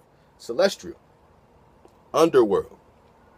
Go ye therefore and teach all nations, baptizing them in the name of the Father, the Son, and the Holy Ghost. So now he's telling Columbus, he's telling Cortez, he's telling anybody, go and teach us, baptizing us. Now, what did it say in Menasseh and his world, the book we dropped? All the links are here for you, by the way. I took the pleasure of organizing links, a little bit for you down there so you can kind of get a little bit of, you can kind of get to things a little quicker. But you'll see Manasseh ben Israel, the book, the PDF under here, under the inheritance or the heritage links. And click on that, because then you're going to see that their quandary when they found you here and they knew that you were Indians, and they knew, not Indians, they knew that you were what they call Jews, right? They knew that you were the sons of the daughters of the Creator. And they said, how are we going to hijack these people? How are we going to baptize them to Christianity? So they had to create these documents to get them right. And finally they said, yeah, that should work. That should help convert them. That should help convert, baptize. And then they kept records. Oh, this Indian got baptized. This Indian got baptized. Go ye therefore and teach all nations. That means you. Baptizing them in the name of the Father, the Son, and the Holy Ghost, teaching them to observe all things, whatsoever I have commanded you. I have commanded you. I have commanded you. Not the Creator. You see the hijack. So he's telling them to come baptize us and do the stuff that he taught them. The hijack. And what did he teach them? That they had enlightenment. That they were illuminated. And that we were savages, and that we were hated now because, that we fell and we deserve to be destroyed, and they deserve Jerusalem. So they came to recapture it because they thought the world was ending in 1650, and Isabella and all that. They needed that for themselves, for their own salvation. They were only caring about their own salvation. All right. These kings of Spain and Portugal, they, in their minds, that old world was dying. They thought the world was ending there. They came here and they said, whoa, these tribes are reappearing. These are a sign. This is a sign that we are in the last days. We now realize we are reappearing inwardly. In our dwelling place, we're reappearing. This is Zion. You are Zion. It's not just a physical place, but there is a physical place. You understand? So the people of Zion need to be in the physical location of Zion to fully vibrate and activate again. So, how are we doing? Are we still together? Anybody walking away? Honor your father, thy mother. No hijacks allowed. Keep one day separate as a community to come together. All right, let's get this. You shall not kill. Anybody got a problem with that? Being a rule in our community. Honor your father, mother. No hijacks. Don't kill. What else? You shall not break wedlock, or go around being just sleeping randomly and recklessly. All right, have some responsibility. You want that woman, you take responsibility with her and for her. You don't just knock people up and just do your own thing. All right, don't bear false witness against your neighbor. You shall not covet your neighbor's house. You shall not covet your neighbor's woman, nor his manservant, nor his servants. Don't take nothing from him, his ox, nothing that's your neighbor's. Do you have a problem with that? Do you have a problem with the community that protects your things? And all the people saw the thunderings and the lightnings and the noise of the shofar and the mountain smoking. And when the people saw it, they removed and stood afar. They said unto Moshe, speak with us, and we will hear. But let not Elohim speak with us. Don't let Haya, lest we die. Because clearly he wasn't playing when he left. He must have been thundering his commandments with such ferocity that it scared the shit out of him. That's how important it was to get this stuff together. All right, so we get back to Jubilees 8 verse, we got the 19. And he knew that the Garden of Eden is Holy of Holies, and the dwelling of Haya and Mount Sinai is the center of the desert, and Mount Zion is the center of the navel of the earth. Cuzco, navel of the earth. These three were created as holy places facing each other. Is this play? Is this a myth? Research. All right, so back to this Cham. And this is the land came forth for Cham as the portion, which was to occupy forever for himself and his sons unto their generations forever. You see, that's where you're supposed to occupy forever. whether it's Cham or as in Genghis Cham or Khan, or whether there really is a Ham. All right, it's okay to have a theory. You know, no one's claiming to have everything. We're just saying, think about it either way in any dimension. Either way, if this is Ham and we're just talking about Africa, as the portion which he was to occupy for himself forever, and his sons unto their generations forever. So if you're from Africa, you're supposed to occupy that forever. That's your land. That's your turf. I'm going to skip down. This is the land which came forth for Japheth or Japheth and his sons as the portion of his inheritance, which he should possess for himself and his sons for their generations forever. So Japheth's supposed to have his place forever. Ham's supposed to have, or Cham's supposed to have his place forever. What about Shem? And the land of Shem is neither hot nor cold, but is of blended cold and heat. So the land of Cham is hot. The land of Japheth or more distant islands are cold, or whatever the case is. But the land of Shem, it sounds like the goaty, the bears. You know I'm talking about, the goat, the bears. And they sleep in the different beds, and one is just right. All right, so the land of Shem is neither hot nor cold, but is of blended cold and heat. Now, what area on this earth is neither hot nor cold? Where does everybody want to be? Where does everybody want to be? The Americas. The land of Shem is neither hot nor cold, but is of blended cold and hot heat. So do you think Jerusalem is in a hot place? Do you think Jerusalem is in a cold place? Or do you think Jerusalem is in a place that's neither hot nor cold, but is just right? The center of the universe. Do you understand that Cuzco, Peru was the center of what they called Atlantis? And that was the area in the center that was never destroyed, the order that was never destroyed. 1452 dumb Diversas came to destroy. Columbus said, I'm coming to recapture and seize Zion, Jerusalem in America. Pilgrims go to pilgrimages to Jerusalem. They came here. You don't hear about pilgrims going nowhere else in history as far as this history here, right? And Shem also divided amongst his sons. The first portion came forth for Elam, and his sons to the east of the river. All right, so it goes into where everybody's land is. So that's Jubilee's drop. Just wanted to drop that on you. One more thing. A couple more things. All right. This is, sister sent me this. Don't have her name in front of me. But peace to you, sister. You know who you are. And thank you for surfing the wave. And you already know what time it is. So I'm going to wrap it up. Mount Zion. All right. There is some confusion. All right. So we're talking about the Church of Latter-day Saints, the Mormons, and stuff like that. So let's get the babies out the bathwater. It's the link that I'll pull up. And look like this, and you can start reading ahead. Pause it. Let go. I was able to obtain a copy of the 1938 version of the teachings of the prophet Joseph Smith. All right, so they call him a prophet. Now, in regards to the physical Zion, Joseph Smith said, the whole of America is Zion itself from north to south. Joseph Smith, who came here and they said, oh, well, all these biblical names in Deuteronomy 34 are in Utah because of Joseph Smith. He named all the mountains and he just went crazy. Or was that a reestablishment? Did he come for a sacred place there? Did Columbus come for a second place here? Did all these invaders come in here for their own piece of the pie? They didn't invent the pie.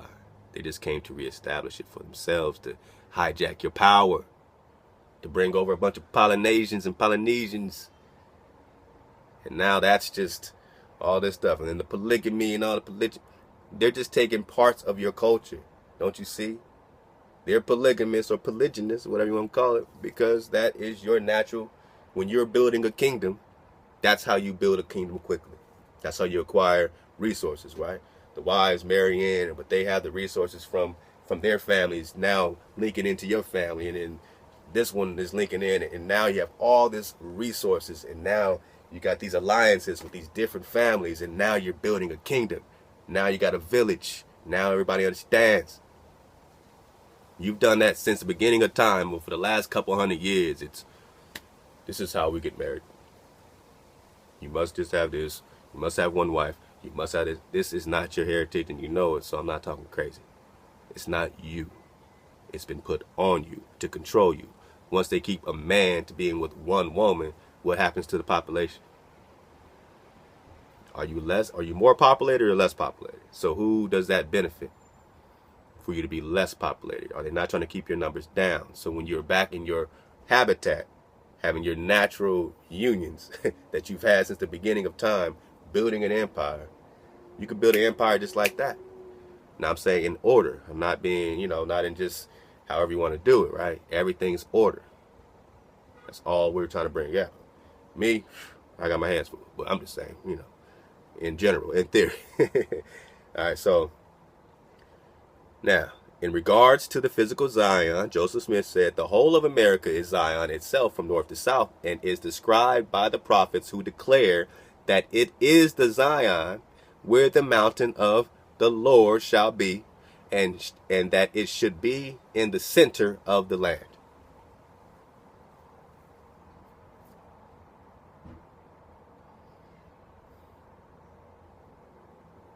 Earth Navel applied to sacred locations around the world, accredited to development of special or sacred place such as Delphi or Jerusalem, but in certain cases the original name of the site contained a translation of the word navel. It appears then that certain sites were given this status during construction. The ancient Peruvian capital Cuzco, Inca capital Supa Inca Pacacutec, for example, literally means navel, and acted as such to the Inca Empire during its great expansion.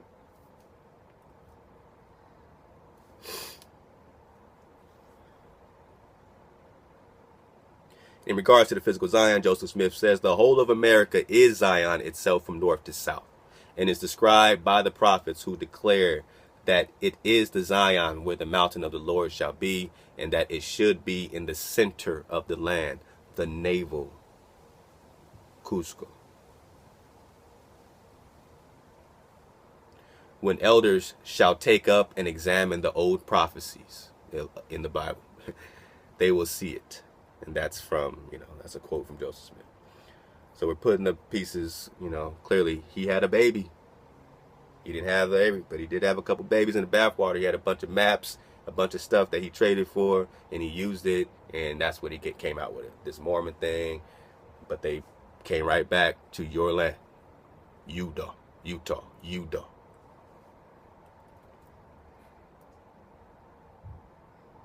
All right, let's keep going. So, this is what the sister Styles by Nina is dropping. Much love to you, sister. Keep dropping it. Thank you for helping to bring this out, and love again to Uno on the Beats, who sent this to me like a couple weeks ago. And so the fact, that the sister's dropping it, I know we're all surfing the same wave, and I appreciate it. You know what I'm saying? We're all different. We're all putting our differences together, so that's dope. So this is the lost tribe of Israel, or first of the red man. The sublimest work of our Creator is the glorious race of man, it says. This is published in Philadelphia, 1861. Here we go again with the 1800s. Everything's around the same time. All our books with the drop, before you were completely hijacked, was here. A lot of babies are in this bathwater. Now read this for yourself, so you know we ain't no play. All right, going quick. All right. Now, this is entered according to the Act of Congress in the year 1861 by Charles Even in the clerk's office of the District Court of the United States in and for the Eastern District of Pennsylvania. You got the, this is official, entered into Congress. Okay, introduction. I'll get it like Nina got it. And then y'all go check out Nina, because she reads chapter 1, chapter 2 is deep. Introduction. It is well-known fact that Christopher Columbus first set foot on America's soil, he found it already tenanted by a people which, though differing from his own race in customs and color, were as perfect specimens of humanity as himself and followers. So here's the hijack. They're perfect, right? But they were eating us. But just read that first. Just read this. Introduction. 1861, in Congress. In Congress. In Congress. You are a prisoner of war. In Congress. 1861.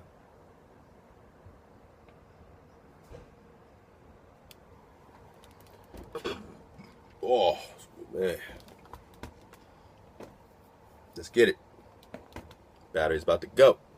It is a well-known fact that when Christopher Columbus first set foot on America's soil, he found it already tenanted by a people which, though differing from his own race in customs and color, were as perfect specimens of humanity as himself and followers, only intent upon new discoveries and animated by the desire of subjugating whatever new countries he might find to the crown of Spain. All right, Isabella. The great explorer regarded his new and strange people merely insofar as they might be used in furthering his own plans, slaughter, troubling himself little about their rights or origin. He didn't care, right? Let's go. The extreme darkness in which the earlier history of our red neighbors, all right, our ruddy neighbors, red is code word for brown, ruddy, all right, ruddy, our red neighbors is involved, renders it next to impossible to penetrate the veil which enshrouds their origin. Again, the extreme darkness. No, you're from Africa. The extreme darkness in which the earlier history of Indians is involved renders it next to impossible to penetrate the veil, darkness, blind, which enshrouds their origin. How many times do you got to hear that these people have a veil? They don't know who you are. So if the little white boy on the corner is yelling, go back to Africa, and throwing shit at you saying, go back to Africa, darky, and your conscious, beautifully dressed black leader with all his jewelry on sits in front of a camera and says, the African spiritual systems, Africa, Africa, Africa, Africa, Africa, Africa, spiritual Africa, ooh, Africa, ooh, Africa, ooh. But you're from here. Indigenously, you know the word, aboriginally. You're from here originally. This is the old world. I got people right now, man, my people, you know what I'm saying? My family, you know what I'm saying? I got family members moving to Nigeria. This is real. They moved to Nigeria. You know what I'm saying? Because, you know, one of my family members has heritage in Nigeria. I get it. Igbo, I get it. But don't you understand you came from here? You were transplanted to that West Africa region. So you go there to find your roots when you were here already. They took you from here. My West African people. Now listen up. The extreme darkness in which the earlier history of our red neighbors, Indians, is involved, Negroes is involved, renders it next to impossible to penetrate the veil which enshrouds their origin, while it is almost needless to say that all that has been said or written about this certainly interesting subject is based only on conjecture and fiction. They don't have a clue where you are, who you came from. What I just read out of Menasseh in this world, their two greatest questions that they have in their scholarly community is, one, what happened to the tribes? And two, where did these Indians come from? Daddy daycare, man. Where did these Indians come from? Shout out to Chef Candy, man. She's out working on her book, her cookbook, trying to get it, you know, so we're trying to organize. We're organizing, man, so we all can be, you know, moving forward, man. So I'm dropping drop in Daddy Daycare while Chef Candy's working on a book, and that's just how we're functioning right now, man. It feels good. So this extreme darkness in which the earlier history of our Indians, our Negroes, our red neighbors is involved renders it next to impossible to penetrate the veil which enshrouds their origin, while it is almost needless to say that all that has been said or written about this certainly interesting subject is based only on conjecture and fiction. Yet notwithstanding all this, it is almost certain that the history of the earlier inhabitants of this country concerns us more than hitherunto we may have supposed. So this concerns us, their origin concerns us more than we thought. Why? For unless we regard the book of books, the Holy Bible, as a mere work of romance and fiction, so unless we're going to throw it all away, all the prophets, all your history in the Old Testament, all your Torah, all your Tanakh, unless that's bullshit, all right, it is not to be disputed that the first and only humans beings ever created by the Almighty without the agency of man were Adam and Eve, from whom all mankind are descended. Now we know that there were multiple, versions of this creation story. We know that this Adam is not necessarily the first man, X, Y, and Z. So, we're getting the babies out. But from whom all mankind are descended. Specifically, though, what they're talking about is when you say that ruach, when you have the Most High carving a heritage out, you can trace that heritage being carved out from Adam. Even if other nations existed before Adam that had their own relationship, however they rock with the Creator, this Adam, this ruddy, has the signature energetically of the Creator. So all those that are coming out of this signature are coming out of this nation that was carved out, that was breathed into the ruach, the vibration, the spirit, to wake up today. Specifically, that's what the Mayans say. We're going to come back and our people going to translate our cliches and they're going to understand. Negroes will understand one day again. All right, from whom all mankind are descended, and allowing this to be a fixed fact, our aborigines must have sprung from the same parent root with ourselves. So they're including themselves in the blessing. But again, they have to. They're writing to their people. They're not writing to Negroes. So they still got to make their people feel good, special, blessed, all that. So they're going to include themselves in your heritage, which is the hijack of Christianity. They include themselves in your heritage by saying the laws are done away with. Now we just got to believe in our idol. Come with us. Forget your Shabbat. Forget keeping a separate day. Forget honoring the father and the mother. Jesus died so we don't have to honor our father and mother. Jesus died so we can kill. Jesus died so we can steal. All your laws are done away with. We can have any power before the Most High. Jesus, he's God. Even though he's just been given all power in heaven and earth. It was transferred in Matthew 28:18. He says, I have commanded you these things, not the Creator. If we follow the Holy Scriptures, we see the gradual development of the human race until we come down to the period of the patriarch Noah. We all have read of the deluge or flood, and we all have seen that all mankind were destroyed with the exception of Noah and his family. How these latter were saved, how Noah was saved, we all know, but is it not wonderful that a man who never before even dreamed of a ship or of the possibility of crossing a large expanse of water should all at once have become possessed with the ideal of building the ark? It most undoubtedly is, and the only way in which we can possibly account for it is that of the Bible. It was brought about by divine inspiration and under the special direction of, they say, Jehovah, which we know is Haya, the Creator. So they're specifically talking about the Creator here, not the hijack. Surely they would say Jesus. Here, then, we have a striking instance that even in the oldest times, when science was in its infancy, God sometimes in a single lesson would teach and reveal to his creatures things that at a latter period, it took years and all the patience and ingenuity of man to accomplish. And in perusing the history of the Israelites, the chosen people of, they say Jehovah, we say Haya, right? We find that similar revelations have been frequent. Now listen, when the 10 tribes of Israel seceded from the tribe of Judah, the favors of the Lord were equally divided between the two nations, both of whom either prospered or were punished according to their deeds. And the Bible continues to speak of either as the chosen people up to the period of the Assyrian captivity, when the record of the Israelites abruptly closes.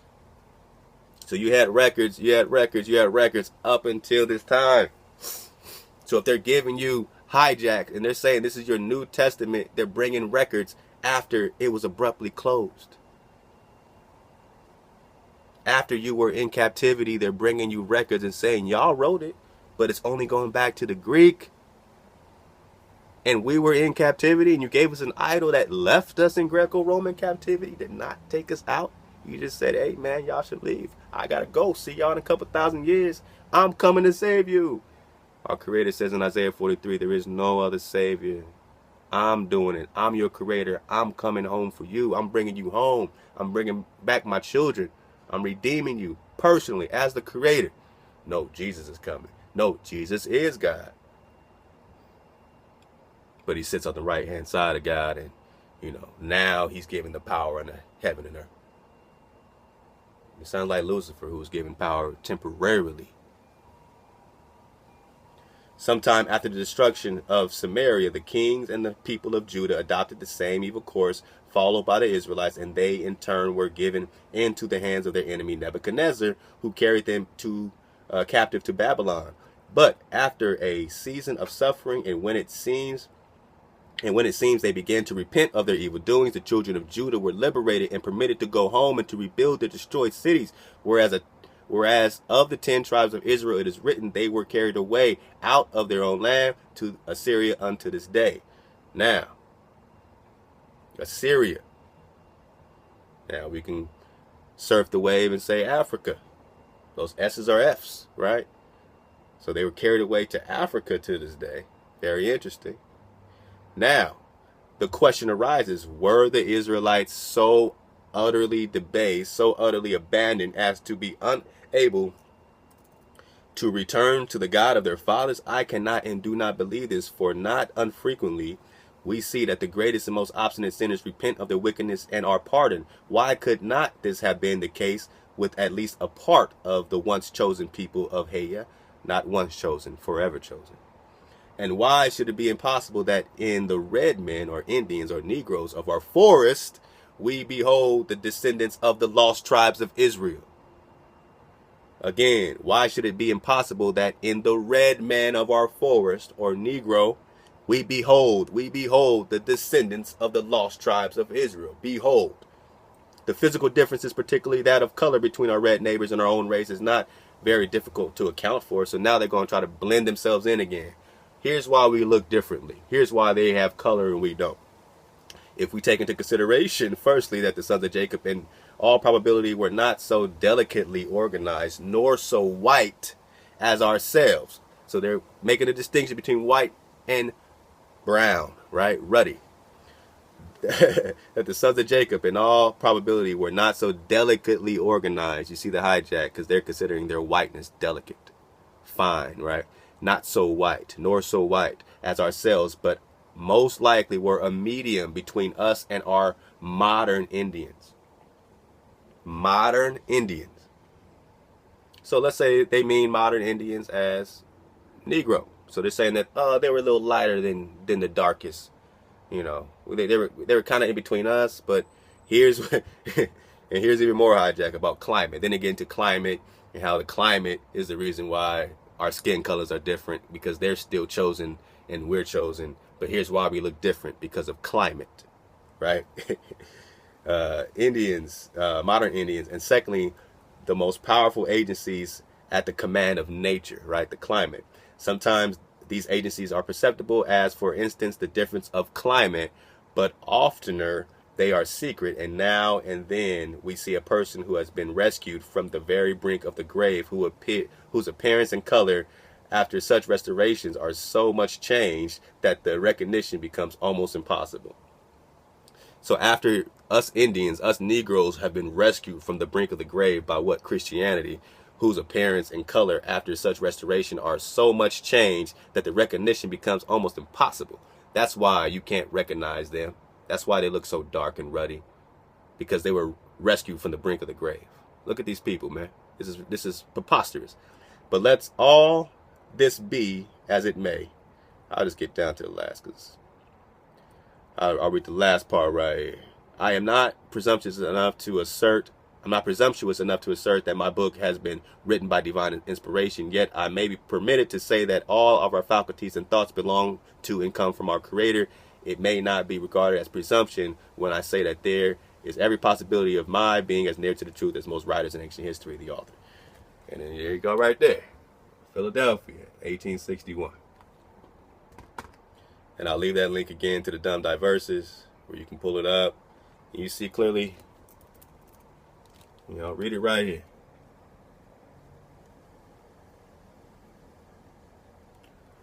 All right. He's saying, man, we grant you kings of Spain and Portugal full free power through our apostolic authority by this edict to invade, conquer, fight, subjugate the Saracens, Muslims, people of the promise, pagans, people against our heathenness, idol, and other infidels and other enemies of Christ, and wherever established their kingdoms, duchies, royal palaces, principalities, and other dominions, lands, places, estates, camps, and other possessions, mobile and immobile goods, found in all these places and held in whatever name y'all call yourselves, and held and possessed by the same, and to lead their persons in perpetual servitude.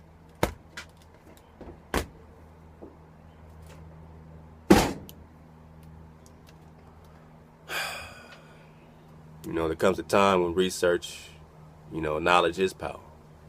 So how can you use this in your own life? How can you use knowledge? I never really understood that, man, until you understand, man, you got all the drop. You just got to apply it in order. You got to apply it in wisdom, with wisdom. And so now we're putting it together brick by brick with wisdom. We're not afraid of being wrong. We're not afraid of missing the shot. You can't come on here trying to find out where I'm wrong at, because I just told you from the beginning, I'm surfing the wave. I'm not here to preach and convert. I'm just here to remind you, and those that want to be reminded, not those here to fight truth. No one has to argue with you about every aspect of truth, whether the Indians are you or not. You read. No one's going to tell you that. I can't make you understand that you're standing perfectly still right now. If you think you're spinning at 1,100 miles per hour right now, that's on you. That's on you, because you chose to believe that, or you can choose to believe otherwise. When you're Torah, you know what I mean? It says firm, fixed, and immovable. Firm, fixed, and immovable. Firm, fixed, and immovable. How does that equate to spinning at 1,100 miles per hour? Is that a lie taught to you in grade school? Think about all the lies. East is west, west is east. Just put all this in one category. Everything that is public education, everything that is, you know how Jay Leno has those things on the street, and he'll talk and be like, back in the day, street talk, and he'll ask somebody a question, when is the Declaration of Independence, or what is that? And they don't know, just how dumb people are on the street, right? Or how uneducated or miseducated people are on the street. So ask the average person on the street, where did black people come from? What would they say? Africa. Where did they get that from? Public education. What do you get when you read? Dark, ruddy Indians. Aboriginals. All the aboriginals around, see? Oh, I slipped, you got me. Across the plain, around the ball. You got me thinking about the ball. Get the ball out of my head, you're hijacking me right now. All of our indigenous people, damn near look the same. So you can't think of America as having aboriginals or indigenous people that basically look the same as the indigenous people of Australia? Or anywhere else? Solomon Islands? Europe? Asia? No, America has to look like this because of these movies and these images. Or we had to come from Africa because of these movies or these images of ships. Not the history from your family. Not actual facts. Not actual actual ships. But the few that took you back up and carried you up with the Gulf Stream, and then came back and got some more of you from here, from the pot, and carried you back up. We have to believe reality. We have to choose reality over the illusion. If everybody thinks you came from Africa, how is that the answer when you're conscious? How do you consciously wake up, ignore all of the evidence, pointing to the center, pointing to what really is old and what really is new, and whose mind you are in when you say that this is the new world? What part about you doesn't say, you know what, I might need to just start flipping everything until I prove it differently? So if I flip your ball into a plain with mountains, and we understand that past these waters and this ice are more lands, now you become damn near infinite. I mean, how far does this thing go? How much land is there really? And would your oppressor teach you about all the secret places? But you want to yell at your brother or sister that says, this is not it. There's more land. And the only way there's more land is if mainly you're not on a ball. They can fix the finite amount of land on a ball, but if they take your ball away, or if I take your ball away, then now you're damn near infinite. Now you can breathe. Before, you thought you had to leave the world to find a new land. No, they sailed and found a new world. You thought you had to go find some new alien worlds and you know, Pleiades or something.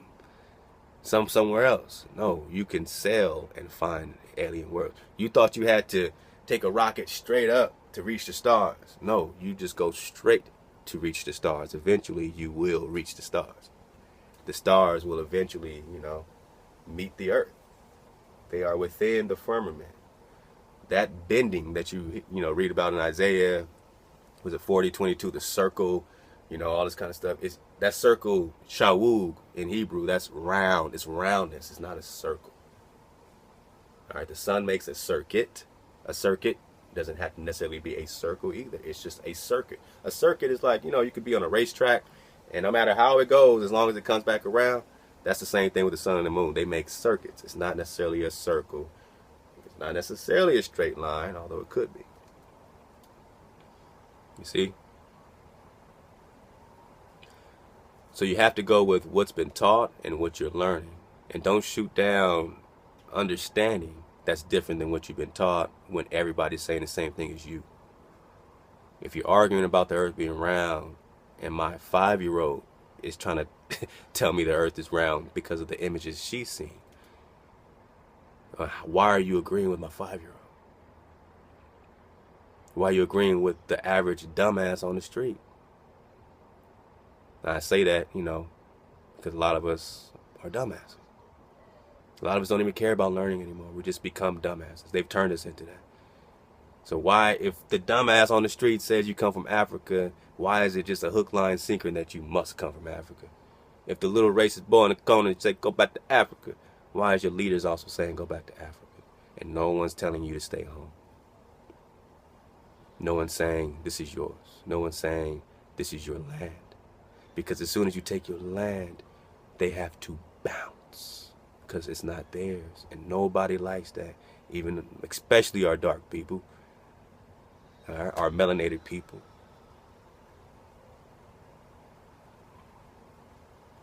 Because we are the original, right? So you're talking about the sons of Japheth or the sons of whatever, they all look dark. That's original. That's just what it is. You dig up anywhere, you're going to find dark. History Channel does a whole history thing about the first damn person, that the oldest, you know what I'm saying, skull, or, you know, whatever they found in Peru. And that's to them, that's the oldest of the oldest, whatever they find it. And it looks just like you.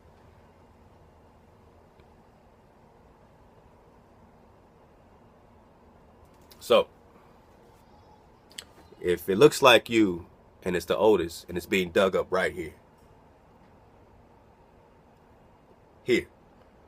if your oldest sites are here, and if all of these scholars are coming together, you know, with this information, saying that the Americas are the first lands. Then it means the people are the first people, which means the information is coming from here first, which means you are the oldest people on earth, the Negro. And that's why you're so special and so talented, and why everyone exploits you, because you think you come from somewhere else, because you've been betrayed by people that look like you. And that's real spill. So gather yourselves, assemble yourselves, get your vibration up, know that you're special, know that you're the oldest indigenous anything, that there's nothing that can be established before the establishment of you, your ruach, your energy, that you've been carved out, that you have a heritage here, and that once you wake up, see how uncomfortable people get, because they realize, does that mean I gotta go back to where I'm actually from? Does it mean I gotta go back to where I'm from? And I'll close out with this again.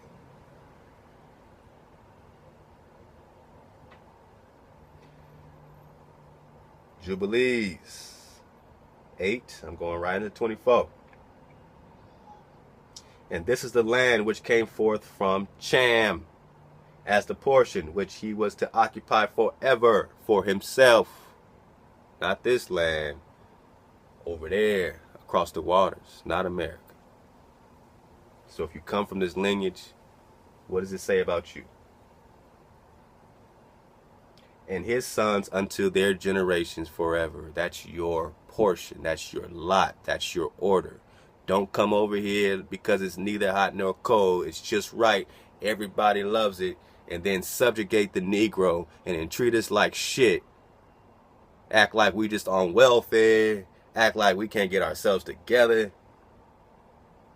When it's only 5% of us that's still remaining from what was here. Only 5%. We are almost extinct. And you over here jamming us up about how we acted. How would you act if you're almost extinct? How would you act if you've been robbed and spoiled and you're just waking up to it? How would you act? How would you react when your people being gunned down? Whatever happens, don't judge those people, man. Because you didn't go through it. Perpetually. Forever. These people are trying to put an end to perpetual slavery. These people you want to judge on the street are trying to put an end to perpetual servitude. Even if we don't all agree, you know I love you. You know I'm doing my best. You know I'm not fronting. I'm not over here with some major production. I'm on my balcony. In my spare time, my baby been crying. I'm giving you the drop. Now I gotta go. So I love y'all. Stay up, suit up, choose up. Stay up for real. Don't let these people bring you down. Choose up for real. Don't choose no hijacks. No hijacks allowed. Suit up. Mentally, physically, spiritually. Armor up. Get ready. Get ready to meet your creator. Love y'all.